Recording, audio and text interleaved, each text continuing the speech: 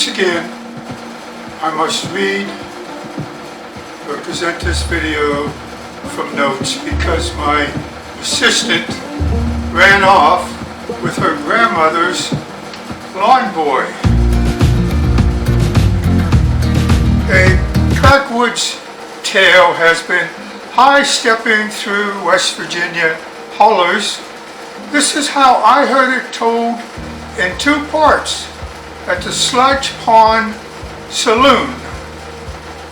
The governor was not always known as Lunchbucket Large.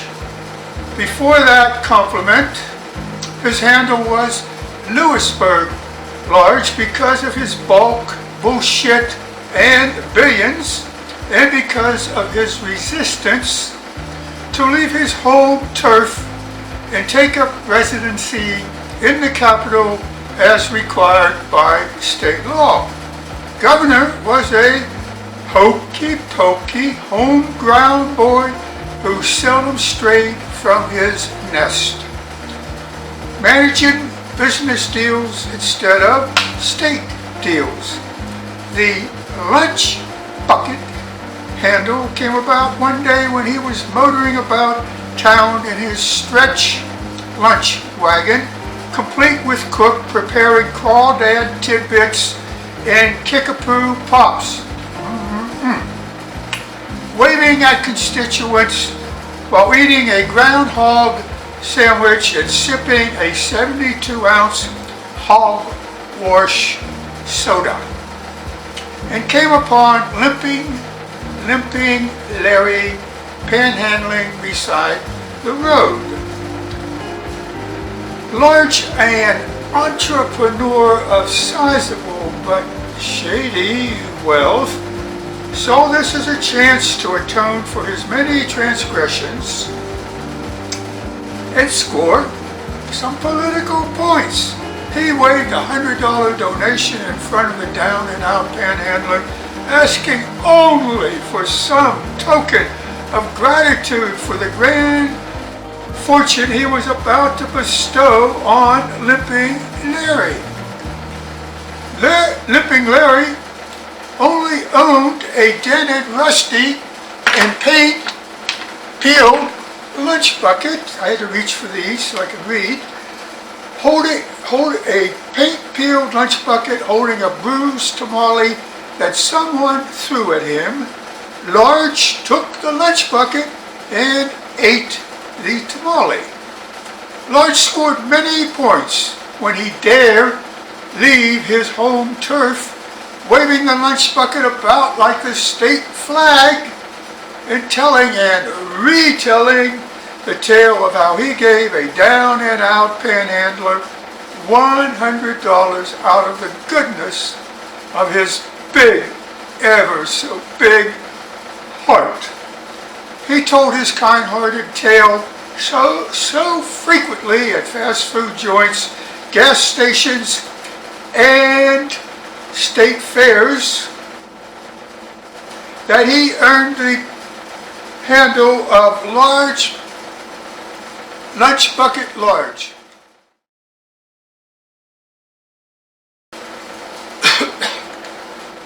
The Lunchbucket telling was a tale intended to reap forgiveness from the heavenly powers above, and was also meant to cleanse his entrepreneur soul for being a deadbeat bill payer and somehow to get rid of the federal investigators snapping at his rather ample rear end. Forgiveness did not come from high above. It came from the passenger seat next to Large in his lunch wagon.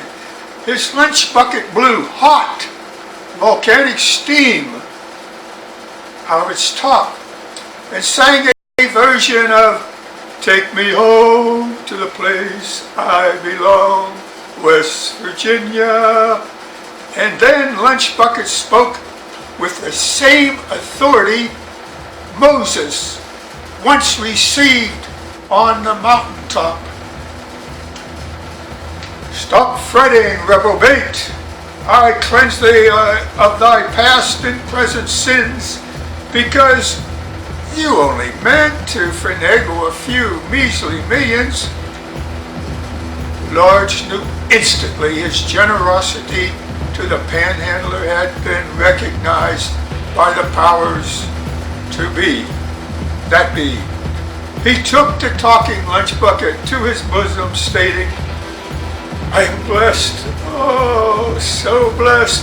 How can I ever repay you for such forgiveness, oh, sagacious Bucket?" Bucket replied, "Stop stuffing me with possum burgers, hummingbird flies, and Auntie's poacher pie. Put in some celery, carrot sticks, and a hummus pie." Wow. This was a demanding request, but Large complied after he Googled hummus and found out it did not originate in California. Thereafter, talking Lunchbucket never left his side. Large's new sage, aka guru, talking Lunchbucket, advised him to betray 350,000 voters. I'll repeat that. 350,000 voters, and become a Republican governor instead of a Democratic one he was elected to be. He subsequently became the honcho, the bosom buddy, the tay-to-tay kid with Donald the Dumpling, whose greatness lie in being the most reprehensible politician in a millennium of scoundrels. Large and the Dumpling had morning tay-to-tay over steaming water and shaving cream, a phone stuck in her ear making heated woo-woo, woo-woo sounds to one another. Lunchbucket advised Large not to worry about the flood victims languishing because federal money had been mismanaged by his appointee at the Capitol, and that mismanagement would work out somehow. Talking Lunchbucket advised him that the state's high court corruption would work out, so stay home and take care of your own sleaze. Talking Lunchbucket told Large to shovel a big gob of cow poop under a silver platter and present it to the legislators as a symbol of their accomplishment. Told him to veto the medical marijuana because it stinks like your underwear.